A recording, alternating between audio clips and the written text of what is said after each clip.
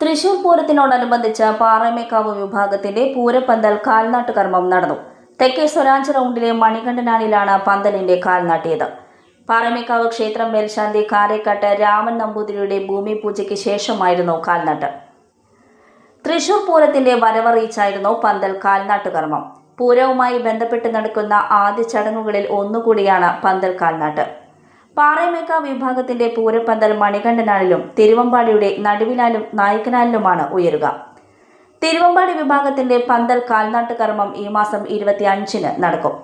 വെടിക്കെട്ടിന്റെ fire line പുറകിലോട്ട് വലിച്ച് കൂടുതൽ ആളുകളെ സ്വരാജ് റൗണ്ടിൽ ഉൾക്കൊള്ളിക്കാനുള്ള ശ്രമം നടത്തുമെന്നും ഇത്തവണ ഭംഗിയായി പൂരം നടത്താനാകുമെന്നും പാറമേക്കാവ് ദേവസ്വം സെക്രട്ടറി ജി രാജേഷ് പറഞ്ഞു.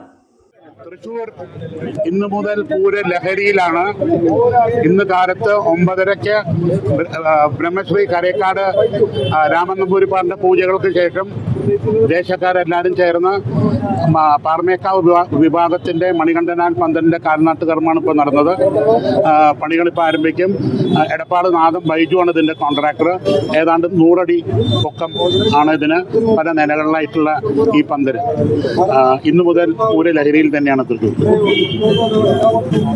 ഈ പൂരം വെടിക്കെട്ടിന് അനുമതി ആയല്ലോ, അനുമതി കിട്ടുമെന്നാണ് പറയുന്നത്. അതെ അതെ.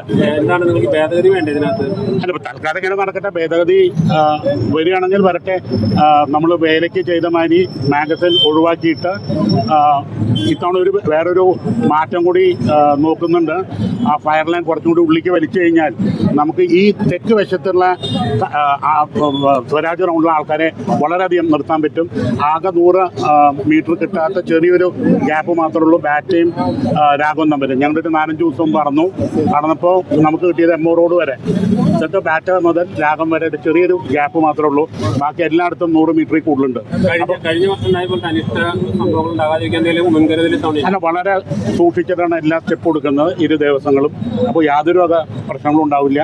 അത് ജില്ലാ ഭരണകൂടവും വളരെയധികം സഹകരിച്ചാണ് മുന്നോട്ട് പോയിക്കൊണ്ടിരിക്കുന്നത്. പൂരം വെടിക്കെട്ട് മുൻ വർഷങ്ങളെക്കാൾ ഭംഗിയായി ആസ്വദിക്കാനാകുമെന്നും സർക്കാരും ദേവസ്വം ജില്ലാ ഭരണകൂടവും സഹകരിച്ച് അതിനുവേണ്ട സജ്ജീകരണങ്ങൾ ഒരുക്കുന്നുണ്ടെന്നും VS സുനിൽകുമാർ പറഞ്ഞു. അതിഗംഭീരമായ രീതിയിൽ നടത്താനുള്ള എല്ലാ ഒരുക്കങ്ങളും പൂർത്തീകരിച്ചിരിക്കുകയാണ്.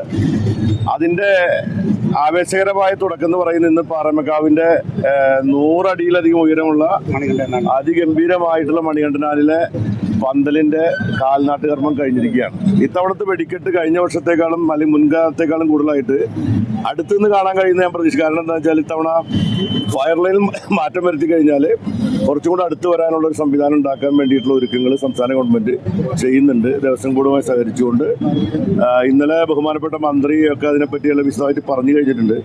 അപ്പോൾ ഇത്തവണത്തെ പൂരം മുൻപ് ഏത് കൊല്ലത്തെക്കാളും ഗംഭീരമായി നടത്താനുള്ള ഒരുക്കങ്ങൾ ഗംഭീരമായി നടക്കുന്നുണ്ട്. എല്ലാവരും കൂടെ വന്നാൽ മതി. 100 അടി ഉയരത്തിൽ ഒരുക്കുന്ന ബഹുനില പന്തലിന്റെ നിർമ്മാണ ചുമതല എടപ്പാൾ നാദം ബൈജുവിനാണ്. Paramekkavu Devaswom president doctor Balagopal, Cochin Devaswom board president K Raveendran, തട്ടകക്കാർ എന്നിവർ ചേർന്നാണ് കാൽനാട്ടിയത്. പാറമേക്കാവിന്റെ പൂരം ബ്രൗഷറും കാൽനാട്ട് കർമ്മ ചടങ്ങിൽ പ്രകാശനം ചെയ്തു.